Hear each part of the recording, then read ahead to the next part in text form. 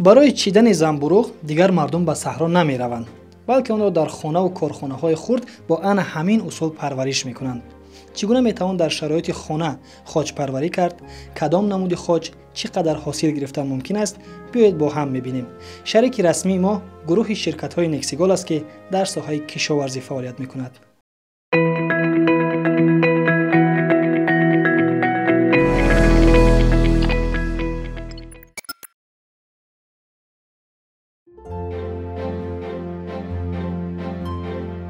این جماعت دهاتی الماسی در ناحیه حصار است. زنان اینجا اساساً خانه‌شینند، ولی چند پیش سازمان جهانی آذوقه با همکاری با وزارت کشاورزی ترکیه برای آنها شرایط فراهم آورد تا در خانه زنبورق پرورش کنند و درآمد بگیرند. سراول با آنها اصولهای پرورش آن را آموختند و سپس برای هر کدام اشتراکچی این لایحه 50 خلطه تخم‌های کشت شده زنبورق دادند. فرنگیزی برهانیدین یکی از زنان اشتراکدار این لایحه است که علاقه از زنبورق‌هایش حاصل گرفته و به خریداران پیشنهاد نموده است.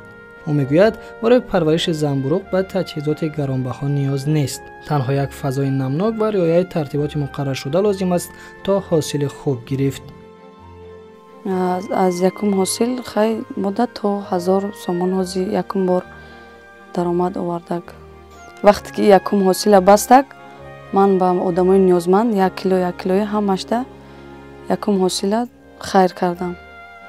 و دوم حاصل این حاصل من از تیار شده ایستاده است. ما اوج نازکی فهمیدیم، همشه یاد گرفتیم. برای زنهای خانه نشین، برای زنهای بیکار همچون یک تجربه کاری است. میتوانیم درآمد خوب گیریم، زندگیمون پیش بریم.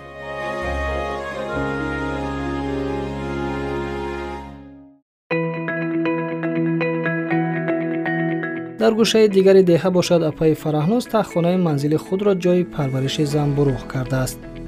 او نیز در آنجا برای زنبورق پرورش شرایط فراهم آورده آن جای را در وقت‌های درکاری با پیچکه‌های برقی گرمتر می‌کند.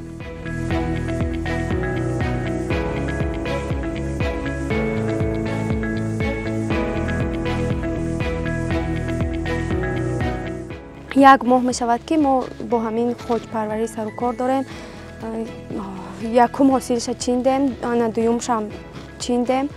وقتی که ما درس رو خوندیم از همونجا فهمیدیم خاچا رو آوردن، ما تیار بودیم برای این کارو کردن و همین آوردن ما تنها او رو نگاه بین کردیم، حاصل نغز گرفتیم.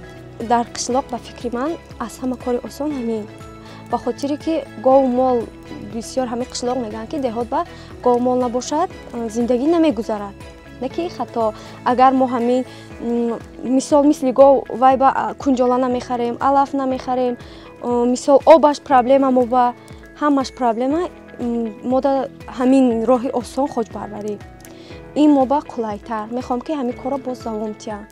شما دهقان یا که صاحب خوجگی دهقانی هستید؟ پس مرحمت با حاصل نقطه تیجی، اولین اینترنت مغازه کشاورزی در تاجیکستان. اکنون برای خرید تخم نوری ها، واسطه های حفظی رستنی و دیگر مواد های لازمه به مرکزی ناحیه و یا به دیگر منطقه کشور سفر کردن ضرور نیست. مواد های فرمایش شده از حاصل نقطه تیجی تا به منزل شما رسانیده می شود. جستجوی خود را یابید، مقایسه کنید و با یک پخش بهترینش را انتخاب کنید.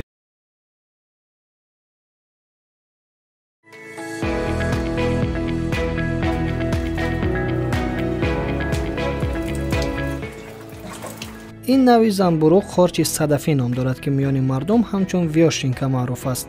آن حاصل نوکی خوب دارد. از 50 خلطه تخمی های کشت شده میانه تا 40 کیلوگرم زنبورق میگیرند. یک خلطه 3-4 بار حاصل میدهد. حاصل اول را بعد یک ماه نگاهداری، حاصل دیگر را باشد هر 15-20 روز پس چیدن ممکن است. چون این نوع زنبورق در بازار 40 سومانی برای 1 کیلو ارزش دارد. همه این برتریت ها مردم را برای پرورش ویاشینکا هر چیز زیاد هوسمند می کند. این زنان نیز در شهر کلاب به خاچ پروری مشغولند. آنها با مشورت و راهنمایی گروه شرکت های نکسیگال پوره این شغل را از خود کردند. ما مدت 1 سال آموختیم طرز شنوندن در خلطه ها جایگیر کردن، طرز پرورش، خیلی نازکی و زیادی خود را دارد. ویاشینکا از ویتامین های گروه B غنی است. همچنین میس، خرم، مولیبدن، کالی، فسفر و روح نیز دارد. این نمودخواد فشار خون را معتدل، ایمونیته را مستحکم و به هضم خوراک مساعدت می‌کند.